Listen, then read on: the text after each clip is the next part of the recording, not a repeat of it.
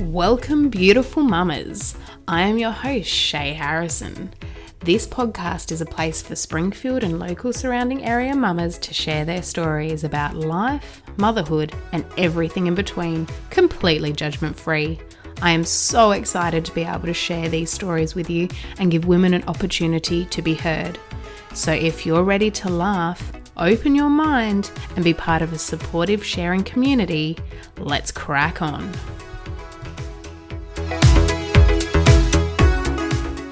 Hello, welcome to the podcast. How are you feeling? I'm good. Thank you for having me. No, welcome. Alrighty, as always, I'll get you to introduce yourself and we will crack on with your story. Okay.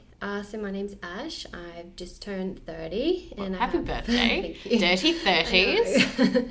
And my daughter Ellie just turned 2. Her birthday's 2 days after mine. Yep. And then Ivy's 3 months. Ivy's 3 months. Yeah. Ivy is joining us today. Yeah. So if you hear any little baby babbles or bum pats, you'll know what's going on behind the scenes. Yes, definitely. She's only 3 months and she is so tiny and cute. And alrighty. So what story are you going to be telling us today, Ash? So I will be talking about my VBAC journey. Yes. So Ellie, I had via emergency Caesar. Yes. And Ivy was a VBAC baby. So VBAC, vaginal birth after cesarean, yes, which is not always accomplishable. No. So credit to you, Mama. Was that your goal? Totally. Yes. Yeah. Definitely what I wanted. Mm-hmm. And I was really lucky to have good support in my midwife. Yeah. So that can definitely make such a difference. Yeah, definitely. She made it feel easy, compared to some people's journey. So I'm really lucky. Great. Yeah. So I guess talk a little bit about Ellie's birth. Yes. Yeah. So she's your eldest? Yeah. So she was actually my second pregnancy. So I had a miscarriage just before her. Okay, I'm sorry. Around 11 weeks. So that was really hard. Obviously, it's hard for anyone at any stage. But I think I took a lot of fear into Ellie's pregnancy. Yeah, Obviously, not meaning to. Yeah. But, so I was really counting down till her due date. Really wanted her to get here. So around 40 weeks and 5 days with her, I was booked for an induction. She was well cooked. Yeah, well cooked. But I mean, no reason for her to be rushing to get out. They made it at the time, they made it seem like if she doesn't come out, she might be stillborn or she's too small and all this sort of. Was she small? Just small-ish. She was 3 kilos exactly. So not tiny. No. And just already having that fear. I think them telling me that on top of everything. I was begging to be induced, which I didn't really want. But I just was scared. Yeah. So induction was, I didn't enjoy it. Not fun for anyone. Did they do balloon or? They tried to do balloon. But they said I had scar tissue from the miscarriage. And really? So, because I had a DNC. Yes. Yeah. Okay. And so they did the gel, which is quite harsh for first-time mums, I believe. But that's. I had the gel with my second. Callie was horrific. I was induced with Cora and it was great. Oh, yeah. In comparison to Callie's birth. Yeah, wow. But, I've heard first-time mums, it's hard and fast and very, very overwhelming. Yeah. Just a lot of stress on the body, I think. And you're already stressed. Yeah. And induction definitely has its place. Like if it was great for you, then that's awesome. But for me, looking back, I just cringe when I think of induction. Yeah. And so it ended up being a long labour. It was about 29 hours. Oh, wow. And I was pushing for an hour, so I got fully dilated. But Ellie went into distress. She was posterior. Yes. And her left, facing to the left. Yeah. Or something. So it was a weird posterior, I guess you'd say. And she just wasn't, they weren't able to turn her. She wasn't coming out. So posterior spine to spine? Yeah. Where with a normal pregnancy not normal pregnancy, but a comfortable, helpful, preferable, gliding pregnancy, you want spine to front. Yeah, totally. And so they sort of kept mentioning Caesar. I kept saying, no way. Yeah. And then they sort of offered a episiotomy, but they weren't sure that they were going to be able to turn her. So they wanted to do it in theatre. So we were getting ready to go to theatre anyway. And then they said, let's check Ellie's lactate because her heart rate was very erratic. and the lactate came up extremely high. So it was basically no choice. Mm-hmm. From there, it was sort of, you're having a Caesar, let's go. Yeah, right. And yeah, she was fine when she was born. Luckily, you know, I guess she was distressed in labour, but she was fine. We were separated for about 3 hours because of her, I think, blood sugar and, you know, heart rate, and trying to stabilise, make sure she was okay. Yeah. So that was really hard at the time too. You know, you just want to hold them. Yeah, you've waited so long for them to get there. Yeah, so I missed out on that. I was really craving that the first cuddles. Yeah, yeah. And then when I did get to hold her, it was all fine. Yeah. I did sort of get debriefs in the hospital saying, you know, if you want to have more children, you'll have to have cesarean. Make sure you wait 2 years. That, you know, no real explanation as to why. And then again with the checkups, you know, the 6 week and whatnot, they were sort of saying the same thing. You know, if you want more children, so that was sort of in the back of my mind that Caesar was the preferred option. Yeah. But I just didn't want to go through it again, and the recovery was really difficult. For me, I know some people cruise through it. But how was your recovery? I struggled. You know, I'm a very independent sort of person, so I guess going through a big operation and needing help was hard mentally as well. And I ended up getting an infection from the Caesar. Oh dear. So around 4 weeks postpartum, I was back in hospital for almost a week. You know, pumped with antibiotics, and I lost my milk supply because I was unwell, and just not fun. And I was lucky after that my milk came back. Oh, it did? Good. Yeah. And, you know, then I really started to enjoy Ellie and enjoy being a mum. Very traumatic though. But second pregnancy, first labour. Yes. Yeah. Totally not what I wanted, not what was in my mind. You want to have this amazing experience where you sneeze and then you're holding her and it's all lovely, and that's not the case all the time. No. But definitely grateful that she got here as well. So that was in the back of my mind too, you know, why am I so upset? I've got this perfect baby, you know. But it's traumatic. Yeah. I think it's a couple of weeks ago, I was saying this to you the other day, it was Birth Trauma Awareness Week. Yeah. So yes, it is great that they're here and they're alive and they're healthy, but we still need to appreciate that it is traumatic. Yeah, definitely. Yeah. And a healthy mum, you know, and a mum that's not traumatized is the best mum for the baby. You know? People often say, "Oh, a healthy baby, so it's all fine," but that's not always the case. It's one piece of the puzzle. Yeah. You need to be your best self to look after them. And, Oh, she's asleep. I got a little head just like bubbling around sometimes when you nod. So that was Ellie's journey. And then with Ivy, I was with the MGP group. So like I mentioned, I had a really great midwife. That's the Martyr. Martyr Mothers midwife group. That's practice. Right. Yeah. So same midwife the whole way. Yeah. And she was amazing. She sort of said, "Your body's pretty much done it. You know, you were pushing. So I think it'll be faster this time, and it'll happen." And so Ivy's pregnancy felt a lot easier. There was not 2 years between them. God, was there? Just shy of 2 years. Oh, okay. So Ivy was April, and Ellie turned 2 in June. So it was 22 months, I guess.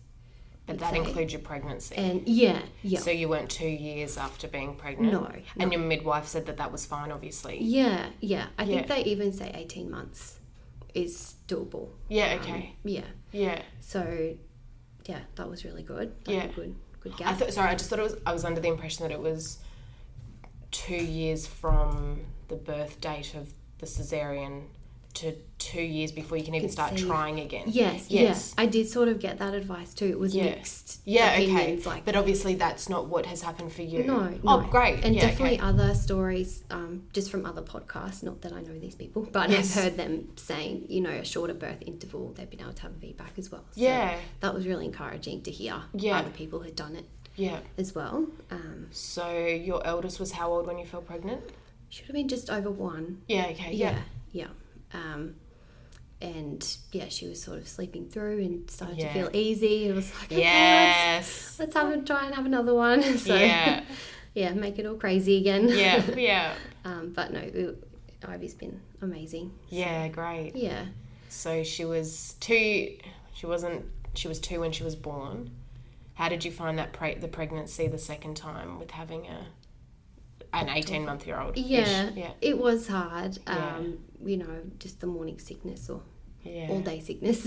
Yes. It was challenging, and I think it's sort of survival mode for the first trimester or so, and then maybe after 20 weeks I sort of really started to enjoy it and get more excited. So yeah. Did you experience the same anxiety or stress the first? No. Sorry, the second pregnancy, but the first complete pregnancy? Yeah, no, I think I really trusted more in my body this time that I've done it before, I can do it again, Yeah, which it was really nice not to be so scared and make my decisions feeling more empowered rather than... Yeah, that's such a strong word, isn't it? As a mother, empowered. Yeah, rather than choosing to do something because you're scared. Yes. It's such a different experience choosing to do the same thing because you feel empowered. And felt like I'd done my research more with Ivy, regarding induction and all those things that you just don't know the first time round maybe. So Ivy's birth was very quick. Well, I feel like it was quick. I went into labour at 37 and 5. Okay, yeah. But I wasn't convinced it was labour because it's too early. It's not as painful. I was just sort of relaxing at home and did Ellie's nighttime routine and then tried to go to bed, and I was thinking, hang on, I'm still these contractions becoming more regular. What's going on? Yeah. Sort of started timing them, and on the little app on my phone, and it's saying, go to hospital, you're in labour. I was like, no. Stupid app. Yeah. Doesn't know what it's talking about. Yeah. Sort of woke my husband up because I'd been trying to get him to sleep so he could help me if it was the real deal. Yeah. So he had some energy. I like that you say you're trying to get him to sleep and you do an air pat. Yeah. Like we pat our children to sleep and you're just there patting your husband, heavily pregnant, patting him to shh. Just so I was sort of pacing in the other rooms and stuff. And I got him to help me put the tens on, and did that help? Yeah, I loved it. I wasn't too sure on getting it. I only picked it up the day before. Oh, right, convenient. I thought this, might be an extra tool. Yes. It was awesome. That's all I used. I didn't have any. I had a little bit of gas. But they kept taking it off me, saying I need to concentrate. So that was but it was okay. I think I was sort of wanting the gas for comfort, but my midwife was like, no, you need to push now, concentrate sort of thing. So sounds a bit harsh, but it was okay. You were there. So your husband went to sleep, you're pacing, and then how did you feel? Were you ready to go to the hospital then? So I sort of woke him up, called the midwife. She was sort of very relaxed as well, like, oh yeah, it does sound like you might be in labour. Come in if you want. If you want. Very relaxed, which I appreciated. I didn't want to be on hospital timeline and everything, I didn't want to get there and then them trying to steer the birth in a different direction, or be sent home. Especially from here. I mean, it's not that far of a drive, but when you're in labour, it's too far. It's forever. Yes. So we called my parents to come get Ellie. They're about an hour and a half away. Oh wow. And that would have been a big wait. Well then things started to amp up and I was like, we need to go now. Yes. And so we put Ellie in the car. Nolly, my husband, was packing the bags. He was stressed. He didn't have his hospital bag ready. Oh, what a clown. It's always the men. I know. He couldn't find his hat that he wanted or something. I'm like, come on. Priorities. And then just before I got into the car, I went through transition, or what I think was transition. So then I was ready to push and I just freaked out. Oh my goodness. And I was in the car, screaming to Nolly that I need to push, and he was freaking out. So we sort of didn't make it too far. And then he pulled over and called the midwife, and she's like, okay, call an ambulance. So I was sort of in the street, like, I need to push. Really embarrassing when I think about Not it at now. all. But Not at all. That's amazing. Sort of middle of the night, freaking out. And the ambulance came, and I think they were excited. They thought that the baby might come in the ambulance. Yeah, I would be if I was a paramedic. But yes, let's do this. Totally. Yeah. But she didn't. I was just sort of pushing in the ambulance the whole way. And the midwife was on the phone telling me not to push, you know. Yeah, okay. We didn't know what position she was in, or, yes, you know, even if I was fully dilated, they weren't sure yet. It was just my feeling. Yes. I needed to push. So yeah, that's a little bit blurry in the ambulance. I did. Do you remember pushing in the ambulance, or do you remember, like, even though you want to push, you were holding it back? Sort of, yeah, bits of both, you know. I feel like you can't really help it. My body was sort of taking over. Yes, But I was trying to, you know, just hold out until Squeeze. Yeah. Yeah. Hold out till we got there. Yeah.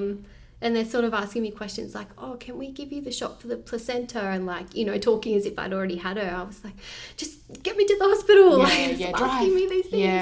Yeah. Did you have to go in the ambulance by yourself because you still had... Yeah, we still had Ellie. Yeah. Which I thought would freak me out, but I was fine. You're in the moment. Yeah. It's the heat. Yeah. And so, that drive was a bit of a blur, but we got to the hospital. Yeah. On the way, I think Mum and Dad got to the hospital the same time as Nolly, so he could palm off Ellie. Perfect. And then, he just came in, and my midwife did the check and everything. Mm-hmm. She's like, you're fully dilated, like, let's go. Yeah. So that was awesome. Yeah. And then it was really relaxing in the birth suite. You know, I didn't feel that way with Ellie. It felt very intense, but, you know, it was intense pushing, but then it was relaxed. Like, it wasn't doctors rushing in and out, and it was just me and Nolly and my midwife. And, it was really nice. Ivy was posterior as well. Okay. Which we didn't know until she was born.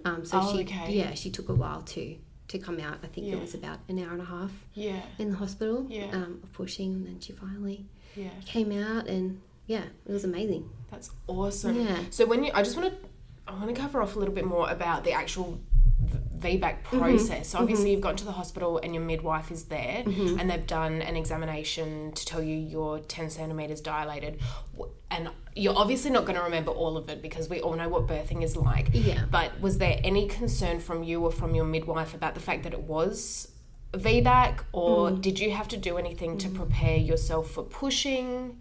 Yeah, so I guess in terms of their concern, they wanted me to have a cannula in, and that's in case of uterine rupture. So that's the main concern with VBAC, is that your scar will rupture. Yes. And that could lead to something really catastrophic, or hysterectomy, that sort of thing. And so, they ask you to have a cannula for your whole labour, so that if it is a uterine rupture or something happens, that they can quickly act on that and, I guess, put you under general or whatever they need to do. Get you straight into the operating theatre. Yeah. And I was happy to agree to that. I didn't really notice it. Like, they put it in the ambulance, and that didn't bother me. And they also asked for continual monitoring, which I was okay with, but I asked for it to be silent. Just for me, with Ellie's birth, that like hearing the heart rate up, down, it just really upset me. So I didn't want to hear it with Ivy. So that was amazing. I didn't notice it was on, really, because it was silent. But they sort of will monitor throughout a VBAC labour, because the baby's heart rate supposedly is the best indicator if you're going to rupture. So if the baby's heart rate, I don't know how accurate that is, but I think that's what the research sort of tells at the moment. Is that if the baby's heart rate is going into distress, it may be a rupture. So that's why those two main things. Obviously you can decline, but they really want you. They will try and push you to have those things. And I was okay with it. So. And that obviously didn't interfere with the actual event being a VBAC anyway. No. So that's really positive. So that was fine. And they did sort of say, you know, throughout my pregnancy with Ivy, that the interval was a good amount, like between children. So the chance of a rupture was very, very low. So they didn't seem too concerned, and I wasn't really either. So, they're the main things that make it different, having a VBAC rather than just having a vaginal birth first up. And you didn't find physically that you had to do anything in preparation or even in the moment? I mean, I guess I'd say it was different. No one really told me to do extra preparation. But they did recommend spinning babies. The exercises, just because of Ellie's position. They were sort of saying, if you can do some spinning babies and get this baby in the, Ivy in the right spot. Didn't work. No, must be a comfy spot. Yeah. But that just felt, I guess it felt good to do something and feel like you are taking control of the situation, even though you're not really, because baby will do what they want. Yeah. But the spinning babies was good. I did the pregnancy yoga at Revive. Oh, yeah. Yeah, so that was really amazing. Yeah. Just to sort of do that, take that time out once a week as well. It was really nice. Yeah. And then I would sort of do those stretches throughout the week when I could. Yeah. Like when I remembered. Yeah. with Ellie. Yeah. But no, they didn't sort of suggest any different preparation. Yeah. But how did you feel when she was born? Like the it was successful amazing. VBAC? Yeah, so amazing. Yeah. It was just, it's like she was straight on me. Yeah. We weren't separated at all. It was sort of, I think 3 or 4 hours before they even weighed her or did anything. So it was like magic. Like, just everything that I'd been hoping for and trying to envision the whole pregnancy. It was, it was really beautiful. Relief? Yeah. Accomplished? Yeah. And it doesn't happen for everyone, but you'd achieved what you'd set out for. Yeah, oh, definitely. That's so beautiful. Yeah. And I think one thing that really helped in preparation too was there's a book called The Birth Map. Okay. And so it sort of encourages you, instead of making a birth plan, you'll make a map. So you'll say, if this happens, then I will consent to that, or if that happens, and it sort of prompts you to do your research as well, like if this happens to the baby, then I would agree to a Caesar, and you sort of, it sort of gives you a roadmap rather than a plan, because people can be so devastated when the plan doesn't go to plan. Yeah. So that was another thing in terms of preparation. That was really, really helpful, and and sort of made Nolly study it and good. get him on board, and be your advocate. So even if things don't happen exactly how you hoped, if you made the decision from a place of empowerment, like I said, you'll feel better about it, and it doesn't always matter exactly what happens, but it's the way that you feel about it, and that was so massive. With Ivy. Oh, that's so lovely. So it was really good. And then how was your recovery? Amazing. Because you've obviously had both experiences now. My pelvic floor definitely a lot weaker, this time around. But it would have taken a bit of a beating first time if you were having to push for so long and then nothing eventuating. Yeah, definitely. So I think that sort of took me by surprise this time around. Yes. That sort of recovery. Yeah. And also they said not to lift Ellie for 2 weeks, which I wasn't expecting this time. Yeah. Because I know after a Caesar, it's 6 weeks. Don't lift anything heavier than your newborn. So I was excited to go home and, play with Ellie and all that sort of thing. But so I wasn't expecting that. But again, 2 weeks, it was fine. Yeah, it would have flown by. Yeah. But I guess, physically so much better. Yeah. It was just, no hospitalisation. No, exactly. And, you have the lack of sleep, but then when you're trying to recover from surgery on top of that, it's just exhausting. Yeah. But this time, obviously it is still a marathon. And your body still goes through a lot, but I just found it way easier. So it was amazing. That's so special. Awesome, that was amazing. Thank you so much for sharing your story. I love the ambulance bit. That was just so funny. Those ambulance drivers would have been so excited and then be like, oh, okay, well, not our day. Anticlimax there. Yes. But it's such a beautiful story, and your little babies are so gorgeous. Thank you. So as always, we will finish with a this or that. So I'll give you 2 things, and you pick which one. So tea or coffee? Coffee. Sweet or savoury? Ooh, sweet. Summer or winter? Definitely summer. Arms for legs, legs for arms. Ooh. You can't have too many arms, right? I agree. Yep. So spirits or wine? Ooh, probably spirits. Burgers or hot dogs? Ooh, burgers. Burgers? Yeah. And which child's your favourite? Oh, don't ask me that. No, they're both amazing. Yeah. Alrighty, well, thank you so much. Thank you.